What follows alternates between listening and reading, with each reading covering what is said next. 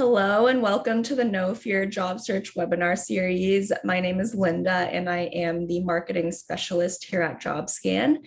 If you are not familiar with Jobscan yet, we are a Seattle-based company dedicated to building the best online tools for job seekers. This is actually our second year of doing the No Fear Job Search webinar series, and no matter where you're at in your job search today, we hope this event can help you in some way. Today we have Nii Ato Bentsi-Enchill presenting on how to create a resume that stands out, and all these sessions will be recorded. So if you miss any or just want to rewatch them, we are uploading all of them onto our YouTube channel. They should be up in the next couple weeks, and you can also find those recordings at jobscan.co/no-fear as we upload them. Before I hand it off to Nii Ato, I'd just like to go over some general rules. So we recommend that everyone have their view in Zoom set to active speaker mode, and to ensure that everyone has a good experience free of any distractions.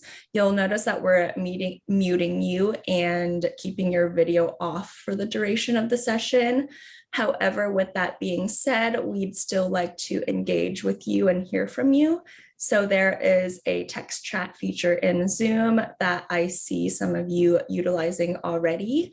There you can submit questions or comments to our presenter throughout the webinar, and myself and my colleague Allison will be monitoring the chat and saving any relevant questions for Nii Ato throughout his presentation. We do ask that you try and keep your questions to a general nature and related to today's topic, which is resumes, and we will do our best to relay them over. Please also save any networking or link sharing until the end of today's session, because we do want to reserve that chat for questions. This session today will be pretty interactive, so feel free to have a copy of your resume on hand to work on. One more thing before I hand it over today, we are offering a 20% off Jobscan premium membership for new and free members, and you can find that promo link in today's presentation. With that, I am excited to hand it over to today's presenter. Nii Ato Bentsi-Enchill is a holistic career coach working at the intersection of personal, professional, and psychological. He helps job seekers achieve success in their job search and career development while remaining authentic to themselves. He was also recently named Jobscan's #1 top job search expert to follow on LinkedIn for 2021. Nii Ato, thank you for taking the time to present today. Welcome, and please take it away. Thank you so much, Linda, for the introduction. Thank you to you and the whole Jobscan team for inviting me, giving me this opportunity to present today, and also for that amazing honor of being the #1 job search expert to follow on LinkedIn that I received this past January. It was a real surprise and a real honor to get that recognition, and I appreciate what it's done for me and where it's brought me today here to be in front of all of you. So good morning, good afternoon, or good evening, based on where you're joining us from the world today. You could have been anywhere in the world, but chose to spend some time here with us this morning. And so I just want to acknowledge that and appreciate that, because there are a million other places you could be and what other things you could be doing with your time at the moment. Starting from that point of this nomination, which I hadn't necessarily thought to bring up, if you'd asked me in January 2019 where I'd be today in September of 2021, doing this webinar, and you told me I was going to do this webinar, I would have thought you were crazy. I was in a full-time job. I was a content manager. I thought I was going to do that role for another year or two at the current company, learn the skills, and move on elsewhere to continue applying that trade. But as luck would have it, or as fate would have it, I had to resign from that full-time job, and I'm very much what you would call an accidental entrepreneur. And so that is part of my story. And it is what, and my journey up until this present day is what allows me to be here in front of you, offering what I have to offer in terms of my knowledge, my skill set and experiences. And I couldn't do what I do right now were it not for the journey that I took. Working at Ivy Exec, which was my last full-time job, I had the opportunity to speak to over 5,000 professionals all around the world in different industries, different functions, the majority were mid to senior level executives. And through that experience, I really got to understand the ins and outs and challenges of people's job searches, the commonalities and the challenges that they were facing. And one of the biggest things that came through to me so consistently was when I spoke to individuals and I heard their stories, what they told me verbally didn't match what I saw on paper.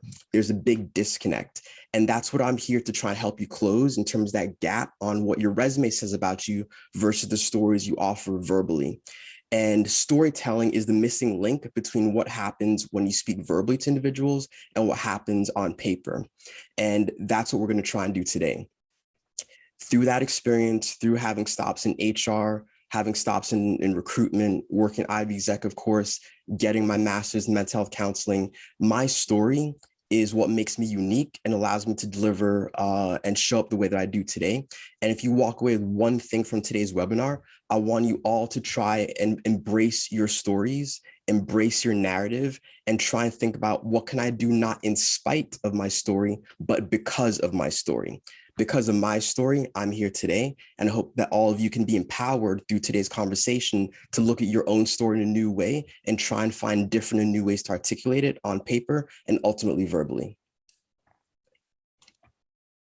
So giving a brief outline of what we're going to cover, I want to touch on the importance of storytelling within your resumes.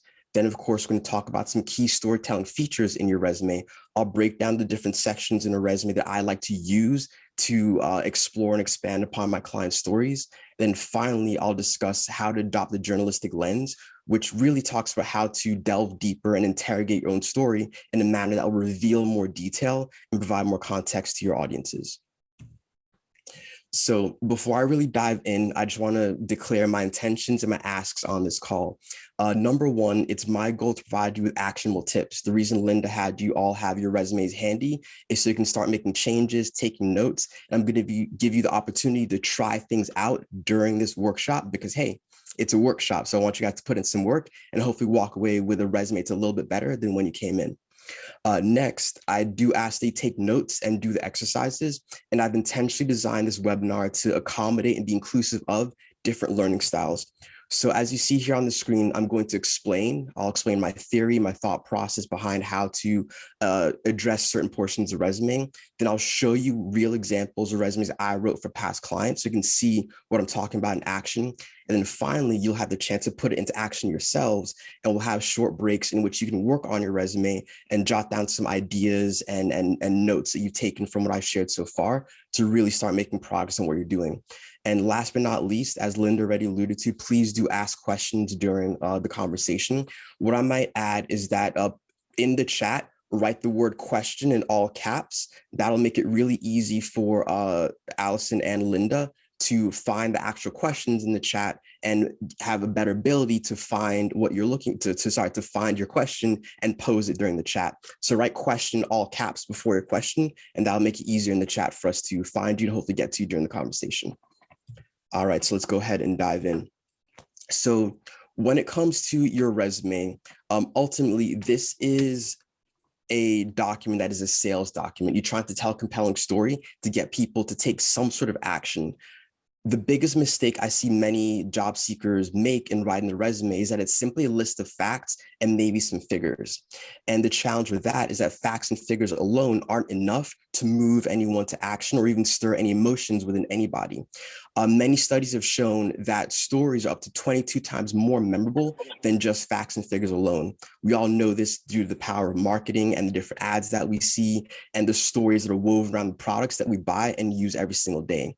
And ultimately, when a really convincing advertising campaign works, it sparks a response in us. There's an emotional response that pulls us to do something, which is buying that product at the end of the day. With your resume, you're hoping to generate a similar sort of reaction that the person is interested or intrigued in who you are. what you have to offer, and they're motivated or moved to pick up the phone and call you to bring you in for an interview. So at the end of the day, you want your resume to be a document that tells a compelling enough story that the individual reading it will have almost no choice but to want to engage with you. You're shaping the perception of who you are. You're telling a story that's going to determine, well, do I want to do business with this person? Do I want to get to know this person? Do I want to interact with them? And the resume is the vehicle through which you try and get that individual to understand if you have the value and the capabilities they're looking for that would make them want to work with you in the first place. And the final point that I'll make is that when I read a lot of resumes that are in the task and responsibility mode, which many of yours might be at this point, when a bullet point simply dryly communicates a task, for example, lead sales team to generate leads and close and acquire new clients or accounts. That is purely a job description, and it doesn't allow my imagination to do any sort of work in terms of imagining how you do that, what your results look like, and how they can impact or influence me. A resume that includes details and context allows my imagination to do more work beyond what's on the paper, because I get a bit of an insight in terms of how you work, the differences in how you do things versus others, and of course, what were the results that you got, and are those results relevant to me that I want to bring to my organization in order to move my team, my organization forward and reach my goals. So down here is a very generic version of a resume to show you the different features I like to focus on in terms of storytelling in your resume. The first feature is your headline. The headline is the target role that you're going after, the title that you would have taken from the job description. Then another feature I like to use is these descriptors down here, descriptor 1, 2, 3. This is a way to kind of start the conversation about your branding, can even offer opportunity to put in keywords. We have the executive summary over here, which many of you are very familiar with. Then also, I like to have a short one-line description of the company that you work for that helps give context to the reader as to in terms of the environment of the sandbox within which you're playing. Then under your title, we have your scope statement. This is a really great way to tell the story of your role within that company. And then finally, of course, the bullet points, which will be telling the actual achievements that you had within each individual role. So we're going to go through all of these in more depth, and I'll show you real examples of what this looks like in practice. So starting again with your resume headline and the descriptors, and a way of writing a resume that's kind of fallen out of fashion is having an objective statement at the top of the resume. Hopefully none of you have this right now, but if you do, it's okay. The headline can effectively replace the objective statement and tell the reader immediately what the title is, or what the role is that you're actually going after. Then the descriptor is just below that. Again, it's about starting the branding conversation, letting people know a bit about what you have to offer, who you are, and it can also be leveraged to incorporate keywords into your resume. And so now I'll show you a couple of examples. So Linda, just a quick thumbs up. Can you see my screen, the resume? Looks good. Okay, great, awesome. So here's one example of what this can look like. So the headline is sports marketing manager. This is the role that my client was going after, and would immediately let the reader know this is the target that this candidate has. Then just below it are the descriptors. This was constructed after understanding his story and what were the key aspects of what he presented to his target audience. He specialized in partnerships and activations. He was actually very innovative in what he did around strategy, and he liked to curate experiences for customers. And so these were 3 descriptors that I came up with to try and start that branding conversation in terms of who he was and what he had to offer to the world. Activations, strategy, curation, those might be keywords that might be relevant to him within a job posting. And so this is the double-edged sword, if you like, of using the descriptors both to describe who you are, but also offer the opportunity to brand you and start that conversation. I'll show you a couple more examples very quickly. So here's the director of finance, here's the headline, and then here are 3 descriptors underneath: company growth driver, business strategist, business partner. And one final quick example: head of investments, deal originator, startup investment strategist, business partner. These are the different flavors of how this can look based on these candidates' profiles and what they're trying to portray to the world. So now it's going to be your turn. Take a moment based on what I've shared so far. If you're currently going after a certain role or set of roles, write down the headline you'd most likely put on the top of your resume. And then secondly, what are some descriptor words that you can come up with for yourself based on the examples I showed you? And here's some examples here on the side in terms of descriptors that I've used for previous clients. And I just showed you 9 examples of what that could look like in real life. So it'll take a minute or two, and I'm going to give you the opportunity to write down your descriptors. And if there are any questions at this time that have come in the chat, I'll be happy to field those whilst you're working on your resumes. Great. Yeah, feel free to work on this right now as we take some questions. I do see your questions coming in. Let's see here. Corinna asks, how much detail is too much detail when trying to tell a story on your resume? I'm worried that it'll make my resume longer than 2 pages. Sure. So the underlying question there is the length of a resume. What I typically tell my clients is if it's relevant information, it will be as long as it needs to be. And so your job as the candidate is to really understand the job posting that you're going for. And an analogy I always often use is that we're told that Michelangelo, in carving the statue David, looked at a piece of marble and chipped away every single thing that wasn't David, the statue. And so with your resume, you may start out with a large block of marble or a master resume. That's what I typically create for my clients. And you chip away everything that's not relevant to job posting. And so at the end of the day, as long as every single line, every single word in that resume to the best of your ability is targeted at the role, that length shouldn't bother the reader because it's line after line of relevant information. For most professionals who have, let's say, 10 or more years experience, a 2-page resume is typically fine. If you're in the 3 to 5, 7 range of experience, maybe your information fits on 1 page. It's okay to go to 2.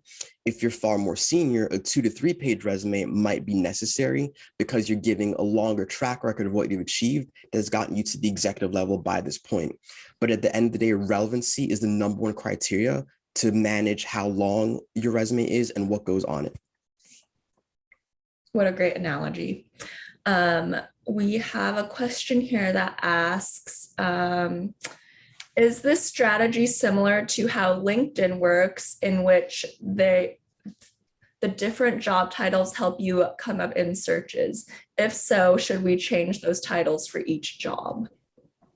Sure, that's a really great question. With LinkedIn, it's a bit more, I want to say this carefully, it's a bit more of a static medium in that you can't change your LinkedIn every other week or every other day in order to face off the different audiences. You're trying to make your LinkedIn profile broadly appealing, but I'll put in the caveat in that you have a specific target audience in mind. And so it's very difficult to appeal to 3 different industries through 1 LinkedIn profile, but you can use a resume as a targeted tool to apply to 3 different industries, right? So I just want to make sure to strike that balance. Let me show you very quickly what this might look like on LinkedIn in terms of your headline and keywords and all of that. I have permission to use these 2 profiles from my clients. And so this is a LinkedIn profile that I wrote for a client.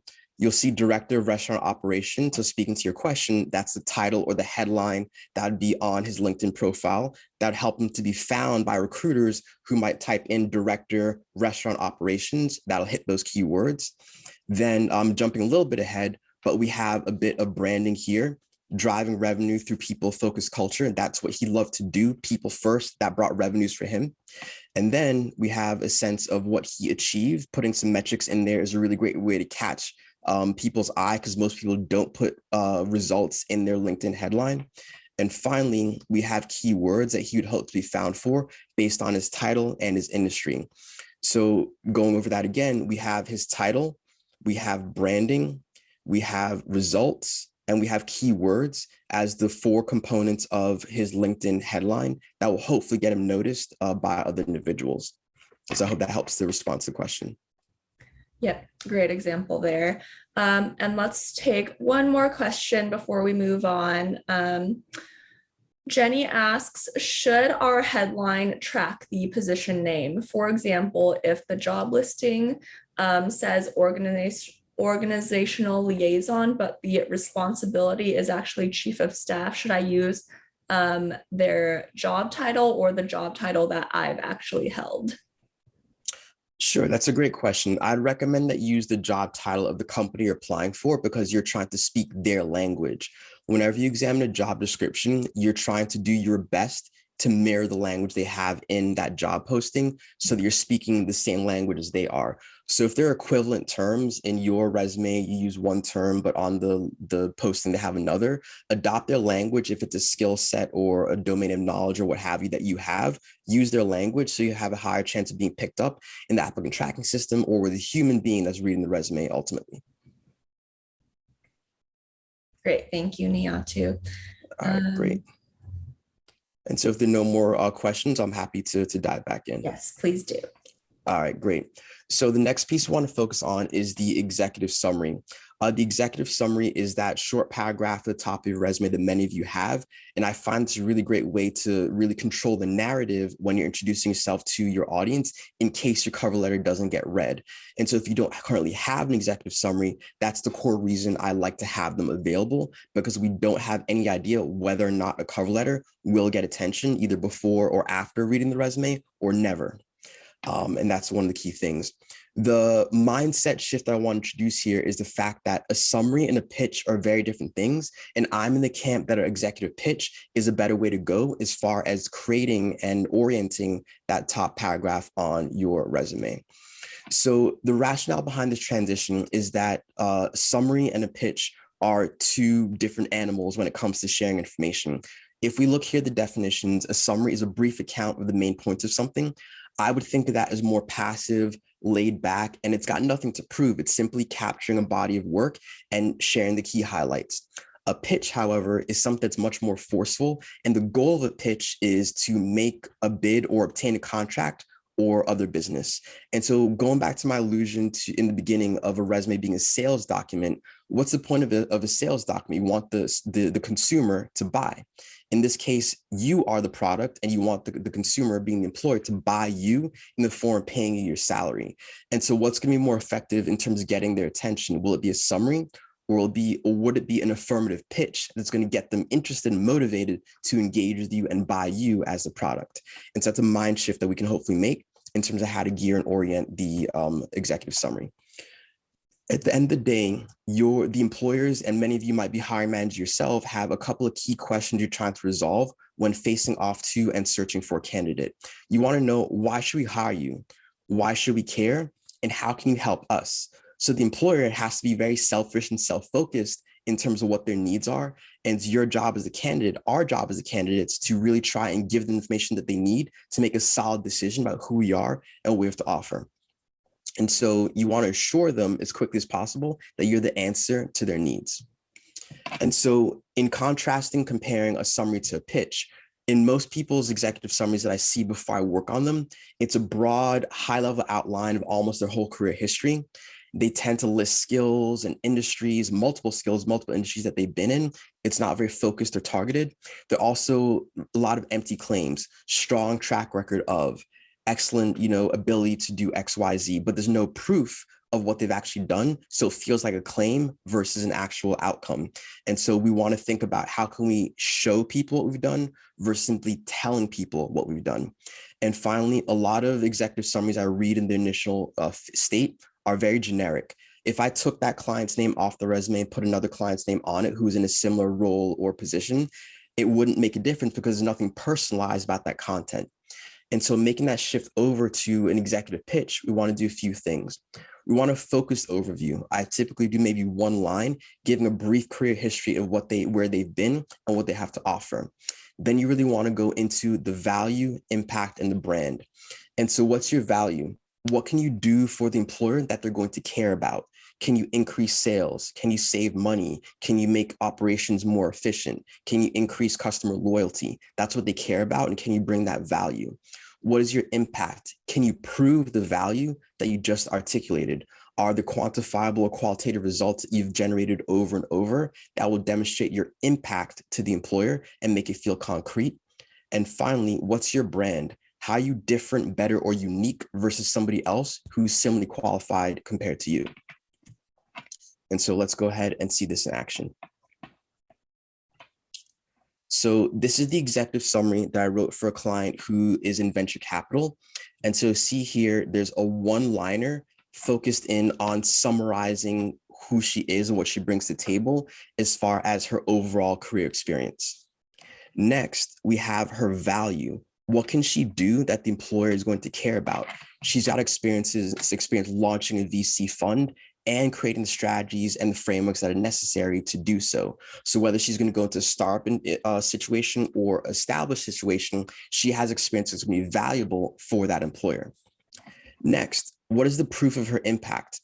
She has deployed $4.3 million across 6 investments. That's her getting things done and showing that she's actually done the work, not just claiming to have a strong track record of deploying investments, which is what some might typically write at a starting point.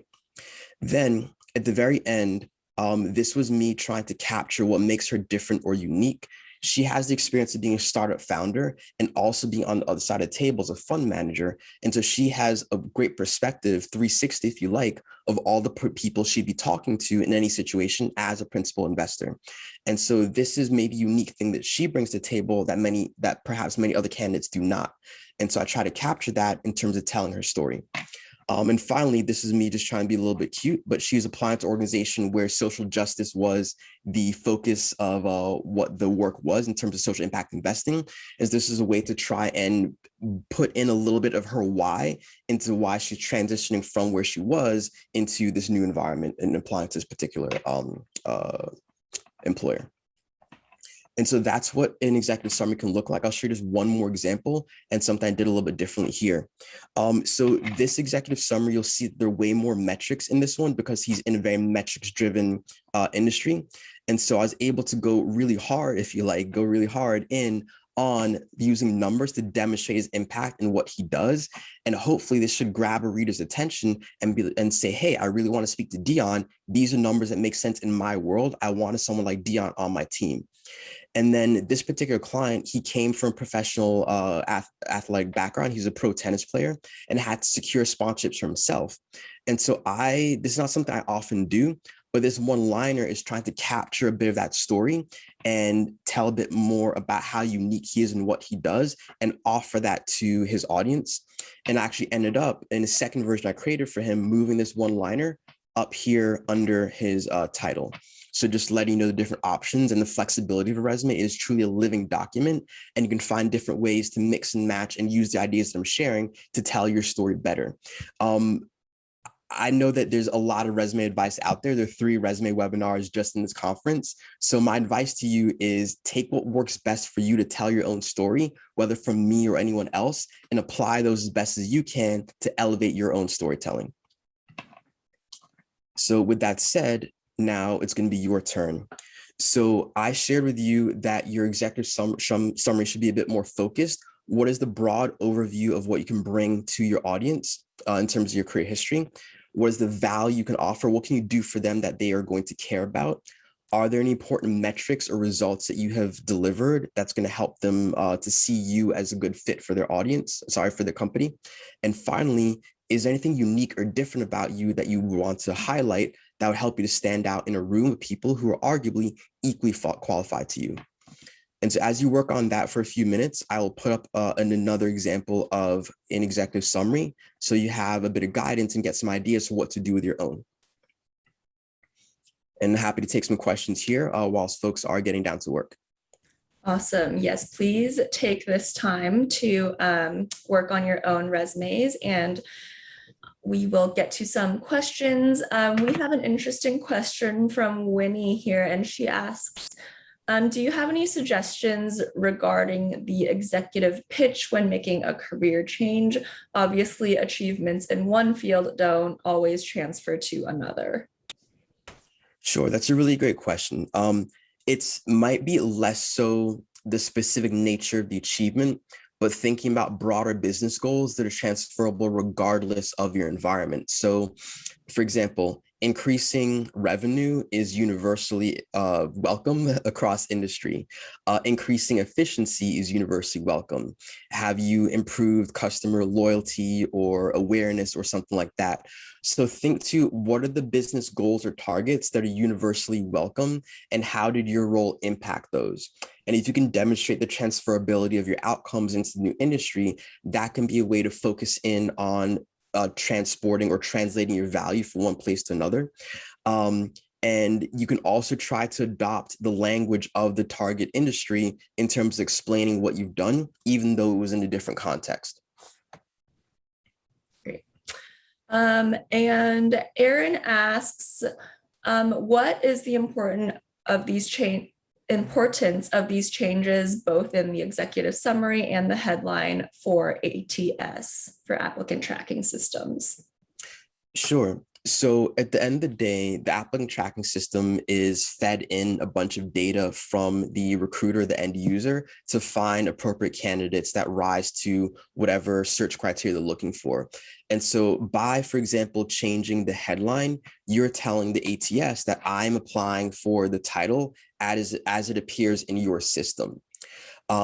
And in terms of the executive summary, there might be opportunities to include keywords. Let's say, so it's a financial, for example, savings might be an important keyword within the job description. Revenue generation might be keyword in the job description.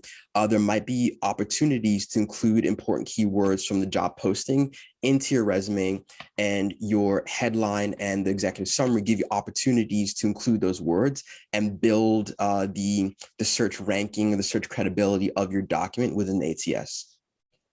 Great, thank you. And we have a question from Corinna here, and I will say as a disclaimer that most of these webinars will be catered to folks from a North American audience, but I'm not sure if you can give your perspective here, Nii Ato, but she asks, can these concepts be applied to your resume both in the US and Canada? Sure.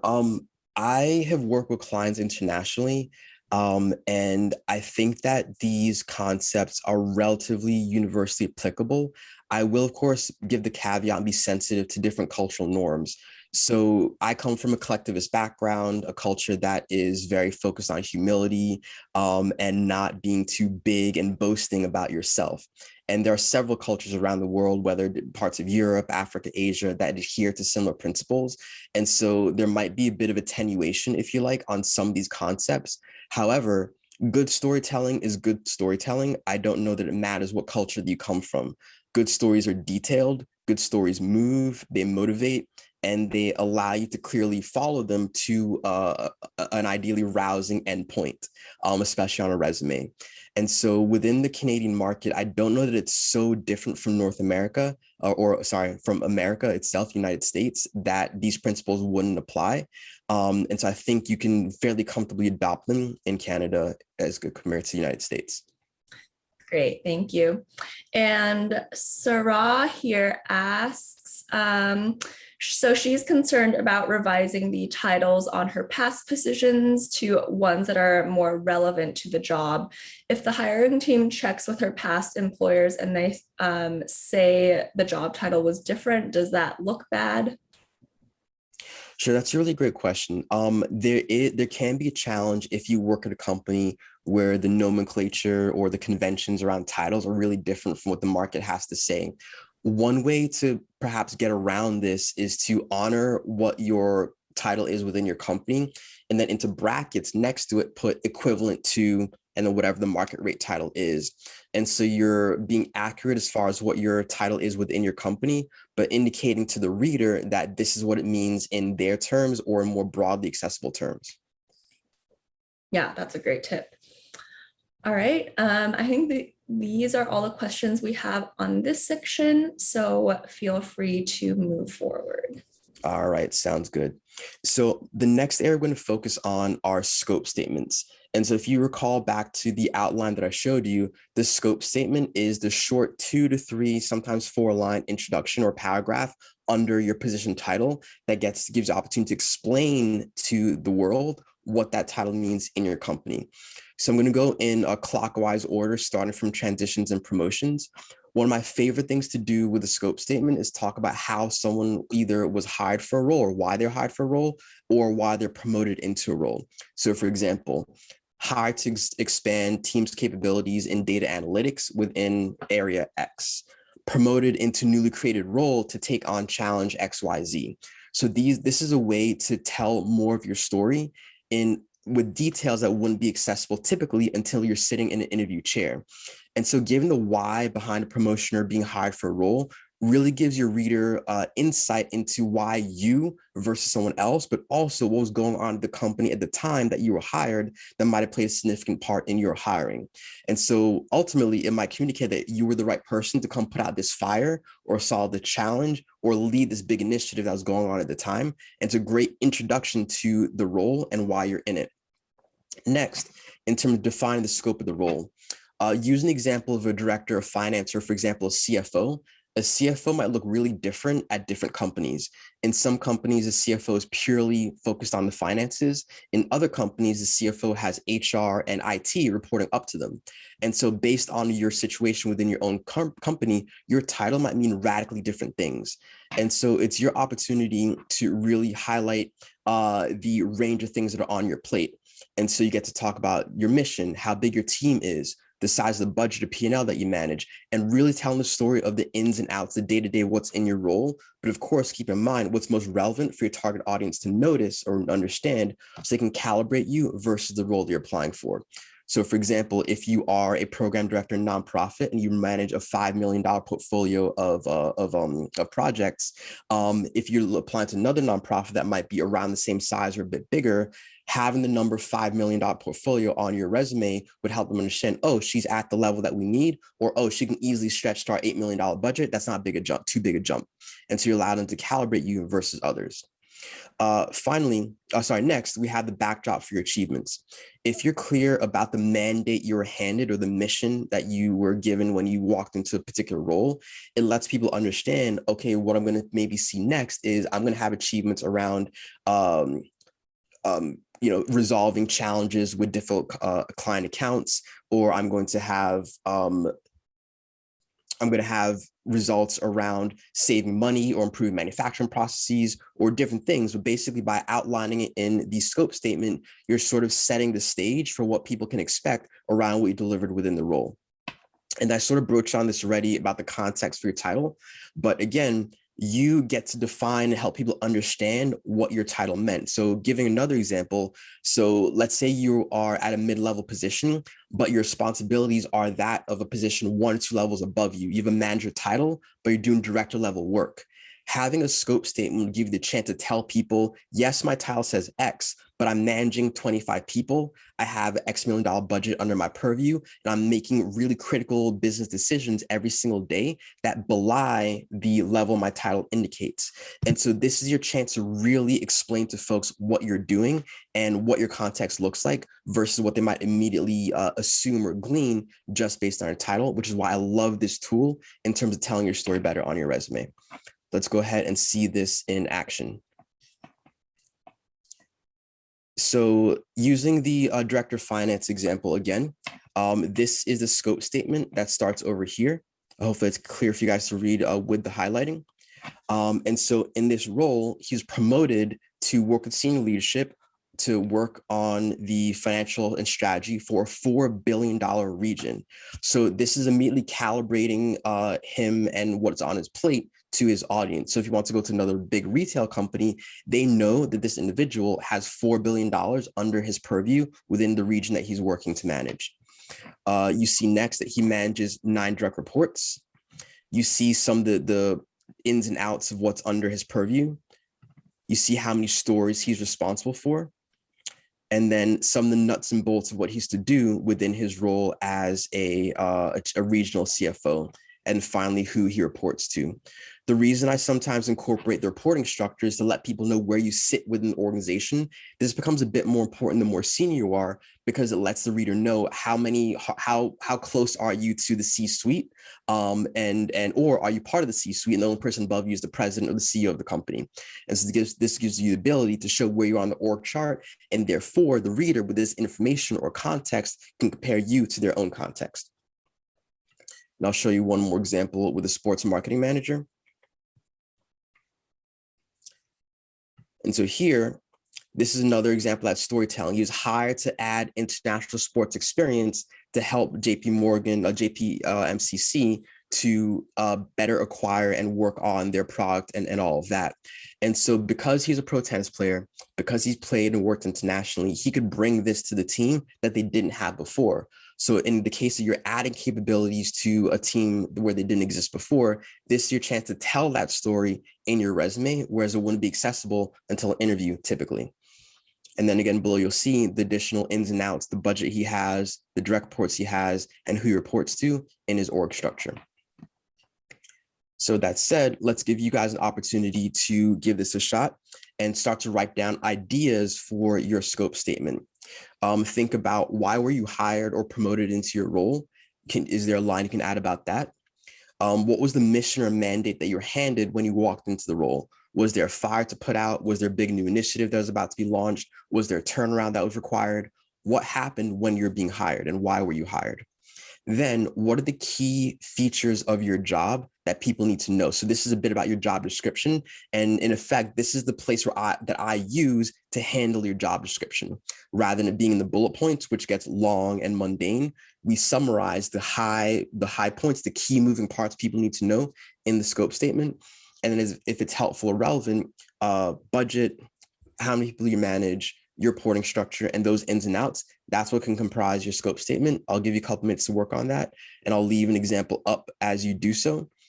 And whilst we do that, I'm open to taking more questions once again. Awesome. Yes, please drop any questions you have either about scope statements or more general questions into the chat. Let's see here. Sarah asks, do you have a recommended minimum or maximum length for scope statements? Sure. So you see, the one here is 4 lines. I typically try not to go beyond these 4 lines. Otherwise, it can be a bit too imposing or simply take up too much real estate in the resume. Awesome. And we have a couple comments from folks saying they're really enjoying the format of this workshop. Oh, awesome. I'm glad to hear that. Let's see, Joanne asks, love this scope statement framework. It seems it could be very useful to attract interest and expand on your story on LinkedIn as well. Could this be applied to our roles on LinkedIn? Yes. So let me see if one of the examples shows that. Yeah. So with my client, Chris, I did take, so to be fair, I've evolved my style since doing this one. But what I typically do is have the scope statement here. I might truncate it just a little bit, for example, removing the reporting structure, something like that, and then have maybe just a couple of bullet points, maybe 2 to 3. But yes, definitely scope statement can be used in your LinkedIn to give people that context that they wouldn't otherwise have. And perhaps that might be the only thing they read, but it's still really informative and might help the reader make a decision about you if the scope statement is available on your LinkedIn profile. This is my personal style. It's not the only style, but I think it is an effective one. Great. And Erin, I believe, sorry if I'm mispronouncing your name, asks, we already say so much about our career with storytelling on our resume with this method. How much more can we say in our cover letter? Sure. The cover letter is a really interesting opportunity to connect yourself directly with the company or brand that you're applying to. So the resume has a lot of storytelling about what you've done that might be attractive to the employer, but the cover letter tells the employer why you're attracted to them. So I like to have my clients put in what I call a hook into the cover letter. that explains why you're targeting them. Employers want to be wanted the same way all of us want to be wanted in our personal relationships. And so you can do your research or maybe have a historical connection. So for example, even though my team is awful right now, I'm an Arsenal fan. I love football, and they are a brand I would love to work for because I've been a fan since I was maybe about 6 years old. I was born in London, sort of been following the team ever since then. And so I've got a long-standing history with the team, with the Invincibles that went undefeated, in their Premier League campaign. And I might use some of that connection affiliation to the brand in my cover letter to show why I want to work for them. And so for you, when you're using the cover letter, what's your why in terms of talking to that company? What's your connection? Is it their values, their mission? You love their product. You love that they're socially responsible. Find that genuine thread that you connect to with the employer and put that in the cover letter. In addition, you got the chance to expand in the cover letter and maybe a bit more detailed than on your resume on a particular one or even two stories that really hit the mark as far as why you're a good fit for them. And so think of the cover letter as a chance to add a broader narrative that might be a bit more personal to your candidacy that the resume, which is more of a factual document, doesn't have the space for. And let's get to one last question here. Devish asks, how long do you suggest the professional summary to be, as well as bullet points per job profile? Sure. So I think this one is 6 lines in total. I typically try not to go beyond 6 lines. So anywhere from 4 to 6, I think, is the sweet spot. I recently got some feedback from a couple of other coaches that I work with. We did a little resume, a round table or a circle, and they even suggested maybe I shorten them a little bit. But this is, I think, a range that is effective enough in telling your story without being overwhelming in the top 1/3 of the resume. So just keep in mind that from your name down to the skills section, or even up until the first title on your resume, is considered the top 1/3 of the resume. People will cut it off in different places, but this is the prime real estate that eye tracking studies show that recruiters and hiring managers really pay attention to. So this is what you want to be eye-catching, chock full of value information that hopefully get them to be inspired and motivated to read the rest of your story down here. But 4 to 6 lines is what I typically advise, or what I try to stick to for the executive summary. Awesome. And we do want to get to the rest, so feel free. All right. Sounds good. So the last part we're going to look at is your bullet points. So this is really the meat and bones of a resume, is what did you do? And so when I work with clients, I typically have them communicate their achievement stories to me through the CAR format, which is challenge, action, result. And if I hadn't said this clearly before, I'll say it right now, that your resume should be a documented record of your achievements, not your responsibilities, your achievements. Because at the end of the day, I didn't buy my Macintosh laptop because it has keys on it and keys allow me to type. I bought my Mac laptop because I believe it is really cool looking, it's sleek, it's fast, it doesn't get viruses. It can do all these things for me that I care about as a user of this product. And so again, you are the product. How can the employer use you? It sounds a little bit terrible, but how can they use you to advance their goals, right? In exchange for money, of course, your salary. And so to communicate that, you want them to understand the context. Why did you get involved? What was broken that you had to fix? How badly was it broken before you got involved and then came in to fix it? That's the challenge. The action, what were the most influential steps you took in order to resolve the challenge that you articulated? Finally, the result. Was there a quantifiable or qualitative outcome that you can report? And so just to put a fine point on this, quantifiable outcomes and qualitative outcomes are equally valid. Not all of us have a ton of numbers and metrics by which our job and our effectiveness is measured. And so maybe in your world, numbers aren't as accessible, but you created a new process or a new product, you created a new program, you improved a communication process, you generated a new document, a template. Those are all qualitative outcomes that are equally valid to being able to say, I raised $1 million in revenues. It's equally valid in my book, and you should feel confident in sharing those qualitative outcomes as well as quantifiable ones. And just another quick plug whilst I'm on this point, you can always quantify the nouns in your world. People, clients, number of projects, the nouns, the physical things, or the digital physical things that you have, you can quantify those to help round out the story and make it feel more concrete to your readers. This final part, number 4, why does it matter? I had a client tell me they helped to expand an optics portfolio at a company that he worked for. In interrogating that story further, I found out that this portfolio of products didn't exist until he got there. That is a world of difference in understanding between I helped expand something versus I initiated, originated, or created this new portfolio of products that didn't exist prior to my arrival. So that's the why it mattered, because it was new and didn't exist before. And so be sure as often as possible to share the why of why your achievement matters, because without it, your achievement may not be received as impactfully as it could.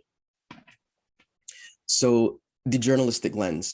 Whenever you read a story in a newspaper or a magazine, their goal is to leave you walking away as informed as possible, especially let's use a newspaper as that example.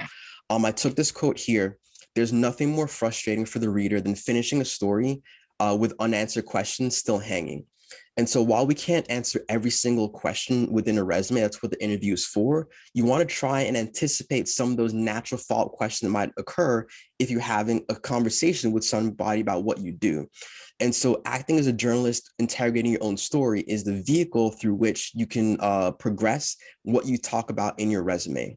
So the who is involved in what you did? Did you work with another team, an external vendor, what have you? What were the key results that you generated? Of course, that's important. When did you do things ahead of schedule, in a condensed schedule, in a record time, within this fiscal year, or was it last year? So using time as a vehicle to tell your story can be really impactful.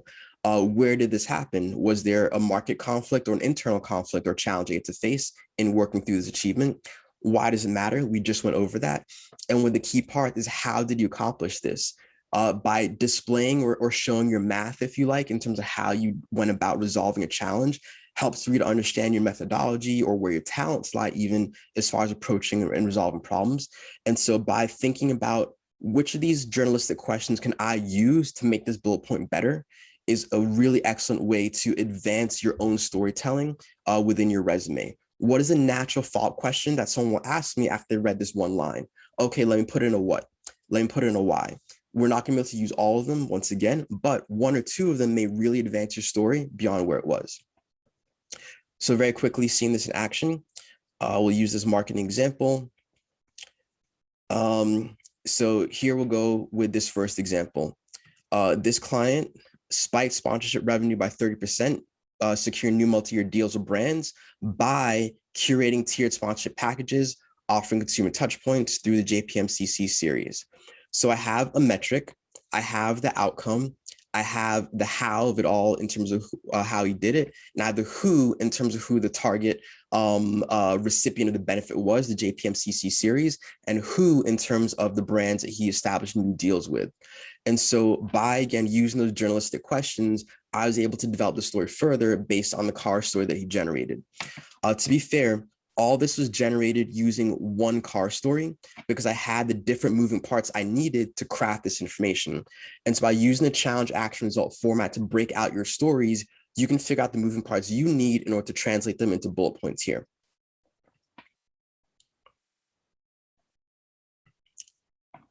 So working on your bullet points is a much longer process that we don't have time for during this webinar, but I just want to leave you with a few final thoughts and leave some time for some final questions before we wrap up. So first and foremost, context is king, or maybe even queen.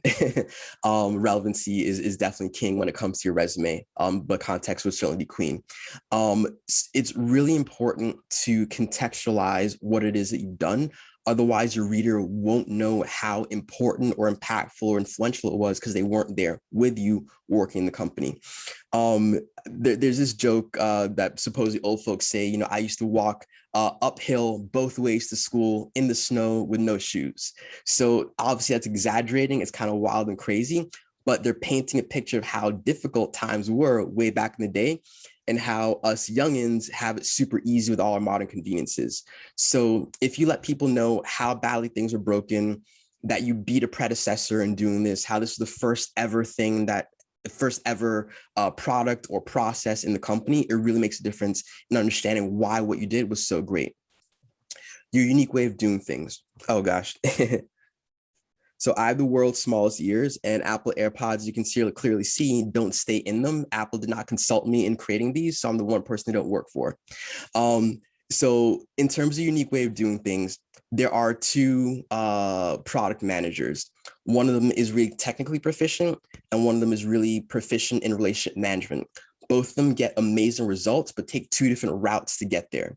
So what's your flavor? What's your route? How do you uniquely do things? By including the details of how you did something, that can help you to lean into and display your talents even within your resume and show how you stand out versus others. And finally, just to put the final last point on it, relevance is your number one criteria. Using that Michelangelo analogy one more time, everything that wasn't David's statue, he carved away. So in your resume, anything that's not going to help you get that next job just doesn't belong on your resume. So really be strategic and try to be as thoughtful as you can in position the content to help you get that next job. And with that, I'll pause and take any final questions. I hope this has been helpful. Please do feel free to keep in touch and hear my details here. Please do reach out on LinkedIn or via email for us to continue the conversation. And I'll be happy to take any more questions. Yes, and we are almost at the top of the hour here, but we'll get to as many questions as we can. Sarah asks, would you recommend that the impact or metric be the first part of the bullet point or the last part? Sure. So going back quickly to the example, what I typically try and do is lead with the outcome, because in our low attention, span culture, we skim quickly. So if people walk away and the first thing that they read is what you did, they can move on kind of knowing a good part of the story, not waiting to the end. If you backload your achievement, they may not get to it. So if you front load it, the more likely it is they'll see it. Great. Someone here asks, what are some good ways to explain why you were hired to do two very different roles at the same time, or even wear two very different hats in the same role? That's a good question. So again, you're alluding to the scope statement, and all I can say is you explain it by explaining it. I don't know if I can, make it, I don't know that's more complicated than that. You can outline, I was hired to take on role X and role Y because of reasons, Z and alpha. So if you clearly explain to the reader the why behind this dual role in completely different disciplines, it might speak to a need that the company hired, a need the company had at the time that only you could fulfill. Mm-hmm. Jenny asks, how do you address a 10-year career break in your resume? In this break, she engaged in high-level volunteering, but is it okay to put this into the experience section even though it wasn't paid? Yeah, all experience is experience. And I'd imagine that through your volunteer work, you maybe gained some new skills, some different skills, enhanced existing ones, and perhaps that had some important contributions through that volunteer work. And so that 10-year gap, I want you, number one, own it, give yourself permission to own that gap. It's something that you did for a reason, and you shouldn't have to be ashamed or shy or feel stigma because the choice you had to make at that time. So share what you did in that time and try and frame it in a way that might appear beneficial to the reader as far as the skills and learnings you gain that can contribute to the job you're applying for now. And we just have time for one last question here. And Jody asks, should a resume's content be a copy and paste from our LinkedIn? And if not, how should those differ? Definitely not. So think of it as a resume. So I like to say the resume is like a two-dimensional representation of who you are, and a LinkedIn profile is a three-dimensional representation of who you are. The resume is much more of a tactical tool that's going to be really focused and concentrated or targeted at a particular employer. You're looking at their job description, you're customizing as best as you can to that one specific job. With your LinkedIn profile, and you don't have the space or the time to be as expansive about who you are, what you believe, and so on and so forth in a resume. Again, tactical tool. With the LinkedIn, with the broader appeal and the number of people it's exposed to, you can tell a more expansive story. The LinkedIn About section can show who you are, what do you believe in? What do you stand for? What are your values? What's a bit of your career journey? And how does it wrap up into this great package of who you are to the audience you're trying to target? And so two-dimensional resume, three-dimensional LinkedIn, they should not look exactly the same. Should they have commonalities? For sure, because your branding should be consistent across all your marketing materials, but try and think of them as two different tools to tell a holistic picture of yourself. So if someone sees your resume and goes to LinkedIn, they get an expanded view of who you are.